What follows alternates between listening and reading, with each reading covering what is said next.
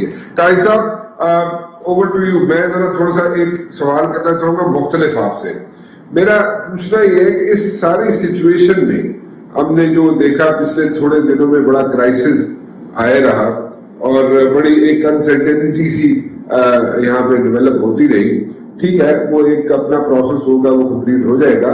میں یہ پوچھنا چاہتا ہوں کہ اس وقت مطلب کہ یہ جو سب لوگ اپوزیشن کے جو لوگ تھے یا اپوزیشن کرنے والے جو لوگ تھے یا اپوزیشن کی پارٹیز جو تھیں, انہوں نے پچھلے 3 سال میں کافی کچھ کرنے کی کوشش کی, لیکن اس پوائنٹ پہ سارے اکٹھے ہو گئے.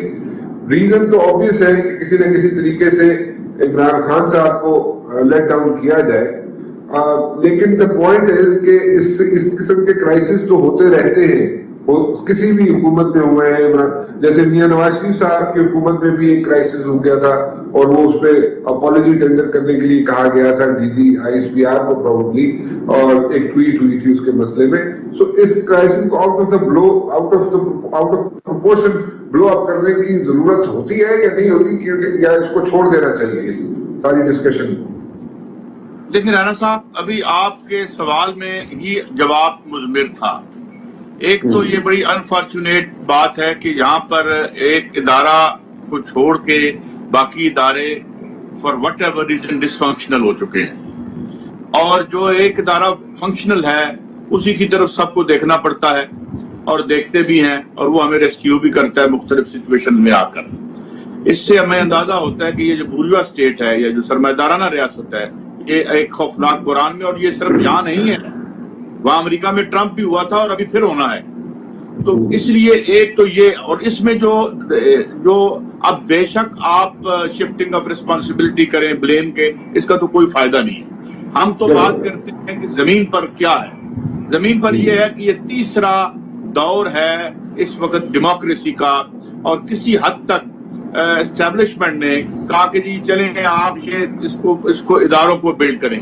تو کیا ہم نے بلڈ کر لیا؟ اور میں اب آپ کو خبر بھی دوں, میں بڑے ذمہ دار جو ہمارے حلقے ہیں وہ سیریسلی سوچ رہے ہیں کہ یہ جو سسٹمک فیلئر ہمارا بالخصوص معیشت کے محاذ پر, اور وہ رابطے بھی کر رہے ہیں جو ہمارے ملک کے جو بڑے ایلیٹ اکانومسٹس ہیں, ان کے ساتھ ایک ڈسکشن یہاں پہ جاری ہے, جس کی وجہ سے کبھی ادھر سے خبر نکلتی ہے کہ فلاں سسٹم آف گورنمنٹ, فلاں system of government, Chinese model کی آپ بات کر رہے ہیں.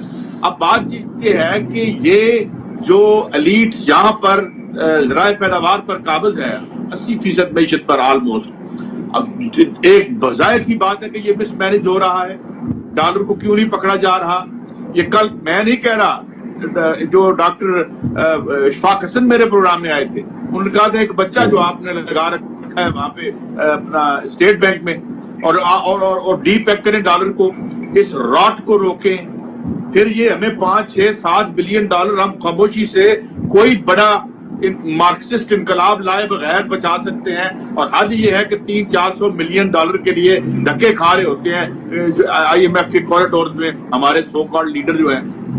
تو یہاں پر ایک اب یہ سوچ پیدا ہو گئی ہے, اور خاص طور پہ جب سے چائنیز ماڈل نے آلموسٹ جو ڈیفیٹ کی ہے ایک اور یا اس کا ایک سامنے منظر پہ آیا ہے, اور امریکی کرائسس ہم دیکھ رہے ہیں, تو یہاں بھی یہ سوچ ہو رہی ہے آپ کے جو تھنکنگ اور جو serious section of the state ہے, they are very seriously thinking about کہ یار اس کو کیسے کرنا ہے.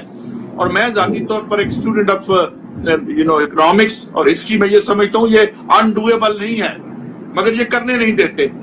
مثال کے طور پر اب یہ بات راسخ, اور میں بھی یہ بھی آپ کو خبر دے دوں کہ ایون ہماری اسٹیبلشمنٹ کے لوگ IMF کے پروگرام سے نکلنے کی باتیں کر رہے ہیں, اور کیسے نکلا جائے.